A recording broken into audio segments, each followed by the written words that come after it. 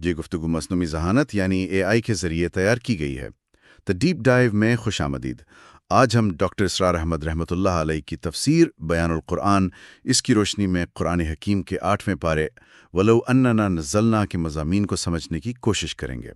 اور ہمارا مقصد صرف ایک خلاصہ بیان کرنا نہیں ہے، بلکہ یہ دیکھنا ہے کہ قرآن کیسے ایک پورے معاشرے کی فکری تعمیر کرتا ہے۔ جی، اور یہ پارا اس کی ایک بہترین مثال ہے۔ پہلے وہ انسان کے بنائے کھوکھلے اصولوں کو توڑتا ہے، پھر اپنی 10 لازوال بنیادیں رکھتا ہے، اور پھر تاریخ کے سب سے بڑے نفسیاتی ڈرامے سے ہمیں سمجھاتا ہے کہ ان بنیادوں پر قائم رہنا آخر مشکل کیوں ہے۔ یہ بہت خوبصورت نقطہ ہے۔ ڈاکٹر صاحب کا اسلوب بھی بالکل یہی تھا کہ وہ قرآن کو ایک زندہ کتاب کے طور پر پیش کرتے تھے، جو صرف ماضی نہیں بلکہ آج بھی ہم سے بات کرتی ہے۔ اور یہ پارا تو خاص طور پر توحید، اخلاقیات اور انسانی تاریخ کا ایک، آپ کہیں کہ حسین امتزاج ہے۔ تو پھر اسی ترتیب سے شروع کرتے ہیں۔ دیکھیں، کسی بھی نئی تعمیر سے پہلے پرانی کمزور بنیادوں کو گرانا ضروری ہوتا ہے۔ پارے کا آغاز ہوتا ہے سورۃ الانعام کے آخری حصے سے، جہاں مشرکین مکہ کے کچھ عجیب و غریب اصولوں کو رد کیا جا رہا ہے۔ وہ ایسی کیا باتیں کر رہے کہ دیکھیں، وہ بڑی دلچسپ منطق پیش کرتے تھے۔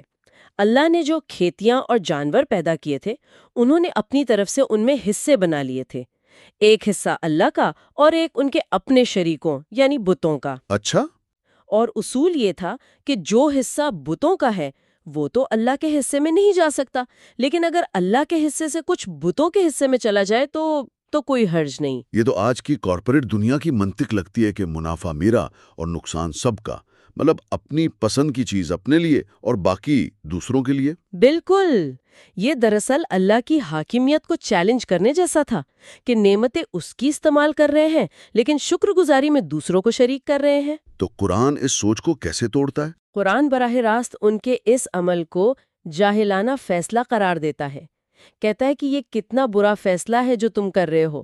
پھر اسی سلسلے میں حلال و حرام کے تصور کو بالکل واضح کرتا ہے۔ انہوں نے اپنی مرضی سے کچھ جانوروں کو حرام کر دیا تھا، کچھ پر اللہ کا نام ہی نہیں لیتے تھے۔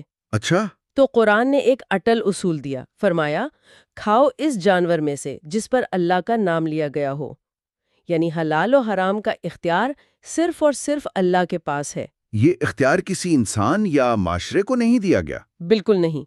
اچھا، تو یہ پرانی کھوکھلی بنیادیں گرا دی گئیں، اب قرآن اس کی جگہ کون سی نئی اور مضبوط بنیادیں رکھتا ہے؟ سنا ہے سورۃ الانعام کے آخر میں کچھ ایسی آیات ہیں جنہیں ڈاکٹر اسرار صاحب قرآنی اخلاقیات کا خلاصہ کہتے تھے۔ جی بالکل، یہ 10 احکامات ہیں اور یہ ایک صالح معاشرے کی اساس ہیں۔ یہ صرف مسلمانوں کے لیے نہیں بلکہ تمام الہامی مذاہب کی مشترکہ میراث ہیں۔ تو سب سے پہلا حکم کون سا ہے؟ سب سے پہلا اور بنیادی حکم اللہ کے ساتھ کسی کو شریک نہ ٹھہرانا۔ یہ توحید ہے، پوری عمارت کی بنیاد۔ اور اس کے فوراً بعد والدین کے ساتھ حسن سلوک کا حکم آتا ہے۔ اور جو تیسرا حکم ہے وہ تو آج کے معاشی حالات میں سیدھا دل پر لگتا ہے، اپنی اولاد کو مفلسی کے ڈر سے قتل نہ کرو۔ جی، یہاں قرآن صرف ایک اخلاقی حکم نہیں دے رہا، بلکہ انسان کے سب سے بڑے خوف یعنی غربت، اس کو مخاطب کر کے ایک الہی ضمانت دے رہا ہے کہ رزق ہم دیں گے۔ بالکل، یہ معاشی تحفظ اور انسانی جان کے تقدس دونوں کو جوڑتا ہے۔ اس کے بعد چوتھا حکم بے حیائی سے بچنے کا ہے، چاہے وہ ظاہری ہو یا پوشیدہ۔ ٹھیک۔ اور پانچواں حکم کسی جان کو ناحق قتل کرنے کی ممانعت ہے۔ چھٹا حکم یتیم کے مال کی حفاظت کا ہے۔ یہ پہلے 6 احکامات فرد، خاندان اور معاشرے کی جو بنیادی اکائیاں ہیں ان کو مضبوط کرتے ہیں۔ اور باقی 4، خاص طور پر 7واں حکم ناپ تول میں انصاف کرنا، یہ صرف ترازو پر سامان تولنے کی بات تو نہیں لگتی؟ نہیں، بالکل نہیں، آپ نے بالکل صحیح پکڑا۔ یہ اصول بہت وسیع ہے۔ آج کے ڈیجیٹل دور میں اس کی کیا شکل ہو سکتی ہے؟ آج کے دور میں یہ ڈیجیٹل ڈیٹا میں ہیرا پھیری ہو سکتی ہے، کمپنیوں کا اپنی مصنوعات کی خامیاں چھپانا، ملازمین کو ان کے کام کا پورا معاوضہ نہ دینا، یا آن لائن تجارت میں غلط معلومات فراہم کرنا۔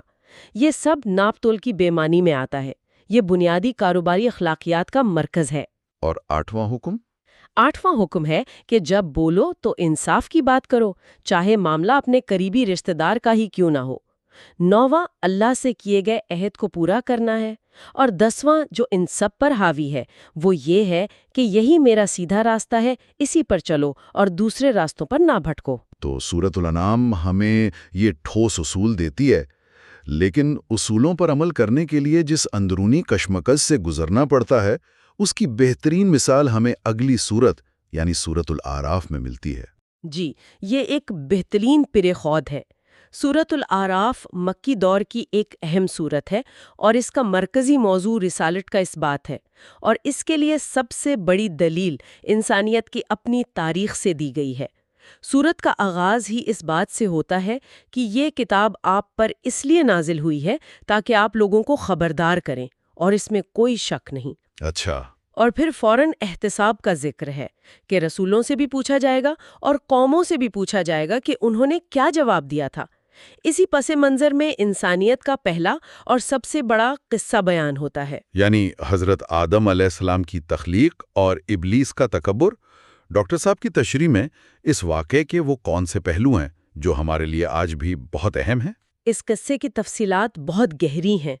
अल्लाह ने फरिश्तों को बताया कि मैं ज़मीन पर एक खलीफा बनाने वाला हूँ। फिर आदम अलैहिस्सलाम को मिट्टी से बनाया, उनमें अपनी रूह फूंकी और उन्हें तमाम चीज़ों के नाम सिखा दिए, यानी इल्म अता किया। वो इल्म जो फरिश्तों को भी नहीं था। जी, जो फरिश्तों को भी नहीं था। फिर फरिश्तों को हुक्म हुआ कि आदम को सजदा करो। सबने किया सिवाय इब्लीस के। और उसके इनकार की जो वजह कुरान बयान करता है वो तो चौंका देने वाली है। उसने कहा, अना खैरुम मिन, मैं इससे बेहतर हूँ। खलक़तनी मिन नारिन व खलक़तहू मिन तीनिन, तूने मुझे आग से बनाया और इसे मिट्टी से। एक मिनट, ये तो तारीख का पहला नस्ल परस्ताना और तबकाती तकब्बुर पर मबनी जुमला है। मेरी असल, मेरा माद्दा उससे बेहतर है। ये सोच तो आज भी हर तासुब, हर कौम परस्ती की बुनियाद है। आपने इसकी रूह को पकड़ लिया। ये महज एक वाक़या नहीं, ये एक नफ्सियाती रवैये का आगाज है। इब्लीस का इनकार किसी दलील पर नहीं बल्कि खालिस्तन तकब्बुर, हसद और मादी बर्तरी के एहसास पर मबनी था। और इसी तकब्बुर ने उसे अल्लाह की रहमत से दूर कर दिया, हमेशा के लिए दूर कर दिया। फिर उसने मोहलत मांगी कि वो क़यामत तक इंसान को गुमराह करेगा। अल्लाह ने उसे मोहलत दे दी और यहीं से इंसान और शैतान के दरमियान अज़ली कशमकश का मैदान सज गया। इसी किस्से में जब हजरत आदम और हवा इससे गलती हो जाती है तो उनके सितर जाहिर हो जाते हैं और वो खुद को पत्तों से ढांपने लगते हैं। कुरान यहाँ लिबास के तस्वुर को एक गहरा मानी देता है। ये लिबासो तकवा क्या है? कुरान पहले ज़ाहिरी लिबास की बात करता है कि ए बनी आदम, हमने तुम पर लिबास उतारा जो तुम्हारे सितर को ढांपता है और जीनत भी है। ये अल्लाह की एक नेमत है। लेकिन फौरन बाद एक बहुत गहरी बात कही, व लिबासु तकवा ज़ालिका खैर, यानी और तकवा का लिबास वो सबसे बेहतर है। तो इसका मतलब क्या है?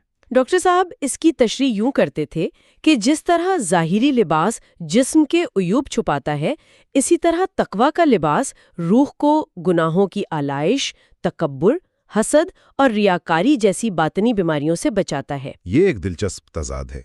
यानी ज़ाहिरी लिबास हमें दुनिया में पेश करता है, जबकि तकवा का लिबास हमें अल्लाह के सामने पेश करता है। क्या ये दोनों एक दूसरे के बगैर मुमकिन है? डॉक्टर साहब के नज़दीक ये दोनों लाजिम व मलजूम हैं। एक साले बातिन का असर इंसान के ज़ाहिर पर भी नजर आता है और एक हयादार ज़ाहिर बातिन में तकवा को मजबूत करता है। ऐसा नहीं हो सकता कि इंसान का बातिन तो तकवा से भरा हो और उसका ज़ाहिर बेहयाई पर मबनी हो। दोनों एक दूसरे की अक्कासी करते हैं। अच्छा, सूरत का नाम अल आराफ है। ये एक गैर मामूली नाम है। ये आराफ क्या जगह है और असहाबुल आराफ कौन लोग होंगे? आराफ जन्नत और दोज़ख के दरमियान एक बुलंद मकाम या आप कहें कि एक दीवार को कहते हैं। डॉक्टर साहब की तशरीह के मुताबिक असहाबुल आराफ वो लोग होंगे जिनकी नेकियां और बुराइयां क़यामत के दिन तराजू में बराबर हो जाएंगी। बराबर हो जाएंगी? जी, बराबर। तो वो ना तो फौरन जन्नत के हकदार होंगे और ना ही दोज़ख के मुस्तहिक। वो इस दरमियानी मकाम पर अल्लाह के फैसले का इंतजार करेंगे। तो ये तो एक इंतहाई सस्पेंस की कैफियत होगी। ایک طرف جنتیوں کو دیکھ کر امید لگا رہے ہوں گے اور دوسری طرف دوزخیوں کو دیکھ کر پناہ مانگ رہے ہوں گے۔ مانیں گے اور دوزخ والوں کو ان کے سیاہ چہروں سے۔ بالآخر اللہ کی رحمت ان پر بھی ہوگی اور وہ جنت میں داخل کر دیے جائیں گے۔ یہ آیت ان لوگوں کے لیے بھی ایک امید کا پیغام ہے۔ اور پھر پارے کے آخر میں انبیاء کرام کے قصوں کا ایک سلسلہ شروع ہوتا ہے۔ حضرت نوح علیہ السلام، ہود علیہ السلام، صالح علیہ السلام اور لوط علیہ السلام۔ ان تمام قصوں میں ایک مشترکہ نمونہ یا پیٹرن کیا نظر آتا ہے؟ ڈاکٹر صاحب اس پیٹرن پر بہت زور دیتے تھے۔ ہر قصے کا آغاز ایک ہی طرح سے ہوتا ہے، اور ہم نے فلاں قوم کی طرف ان کے بھائی فلاں کو بھیجا۔ ہر نبی آ کر ایک ہی دعوت دیتا ہے، اے میری قوم، اللہ کی عبادت کرو، اس کے سوا تمہارا کوئی معبود نہیں۔ اور جواب ہمیشہ ایک ہی آتا ہے؟ ہر بار جواب میں قوم کے سردار، متکبر اور دولت مند طبقے ہی مخالفت میں کھڑے ہوتے ہیں۔ ان کی دلیل بھی ایک جیسی ہوتی ہے، تم تو ہم جیسے ہی ایک انسان ہو، یا تمہارے پیروکار تو معاشرے کے غریب اور نچلے طبقے کے لوگ ہیں۔ تو جو تکبر ابلیس نے ایک فرد کی حیثیت سے کیا تھا، وہی تکبر اب ان قصوں میں اجتماعی سطح پر نظر آ رہا ہے۔ قوم کے سردار وہی غلطی دہرا رہے ہیں۔ بالکل، یہ اسی ابلیسی تکبر کا معاشرتی ظہور ہے۔ وہ حق کو اس لیے رد کرتے ہیں کیونکہ وہ ایک ایسے شخص کی طرف سے آیا ہے جسے وہ مادی یا سماجی طور پر خود سے کمتر سمجھتے ہیں، اور جب وہ اپنی سرکشی میں حد سے بڑھ جاتے ہیں تو ان پر اللہ کا عذاب آتا ہے۔ قوم نوح کو طوفان، قوم عاد کو آندھی، قوم سمود کو چیخ اور قوم لوط کو پتھروں کی بارش سے ہلاک کیا گیا۔ یہ تاریخ کا ایک اٹل قانون ہے جسے قرآن بار بار دہراتا ہے۔ تو اس سب کا کیا مطلب ہے؟ آج کی گفتگو کا خلاصہ یہ ہے کہ 8واں پارہ ہمیں ایک مکمل سفر پر لے جاتا ہے۔ پہلے یہ معاشرے میں موجود انسانوں کے بنائے غلط اصولوں کو توڑتا ہے، پھر 10 بنیادی احکامات کی شکل میں ایک مضبوط اخلاقی بنیاد فراہم کرتا ہے، اور پھر قصہ آدم و ابلیس کے ذریعے اس نفسیاتی کشمکش کو سامنے لاتا ہے جو ان اصولوں پر عمل کرنے میں حائل ہوتی ہے، یعنی تکبر بمقابلہ عاجزی۔ اور آخر میں پچھلی قوموں کے انجام سے یہ واضح کرتا ہے کہ اجتماعی تکبر کا نتیجہ ہمیشہ تباہی ہوتا ہے۔ یہ سلسلہ رمضان المبارک کے دوران روزانہ ایک پارے کی ترتیب سے پیش کیا جا رہا ہے تاکہ قرآن کے پیغام کو تسلسل کے ساتھ سمجھا جا سکے۔ اس گفتگو کے اردو اور انگریزی ورژنز کے لنکس ڈسکرپشن میں موجود ہیں۔ آج کی گفتگو کے بعد سامعین کے لیے میں غور و فکر کا ایک نقطہ چھوڑنا چاہوں گی۔ قرآن میں حضرت آدم اور ابلیس کا قصہ محض ایک تاریخی واقعہ نہیں، بلکہ یہ ہماری نفسیات کا ایک آئینہ ہے۔ ہم اپنی روزمرہ زندگی میں، اپنے فیصلوں میں، اپنی گفتگو میں ان دو رویوں کی پہچان کیسے کر سکتے ہیں؟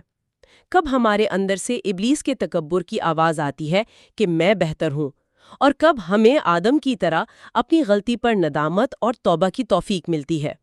میرے خیال میں یہ پہچان ہی دراصل خود شناسی اور ہدایت کا پہلا قدم ہے۔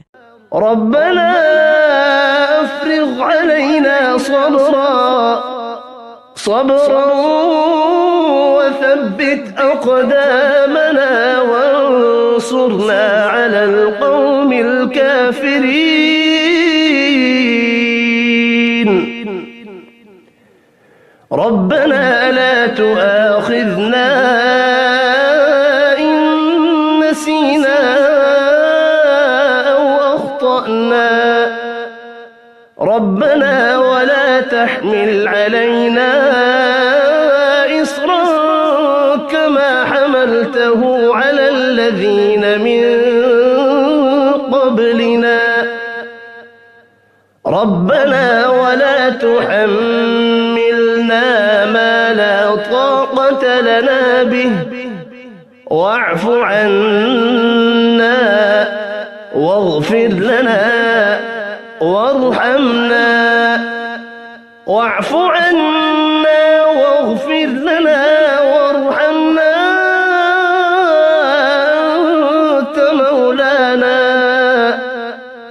أنت مولانا فانصرنا على القوم الكافرين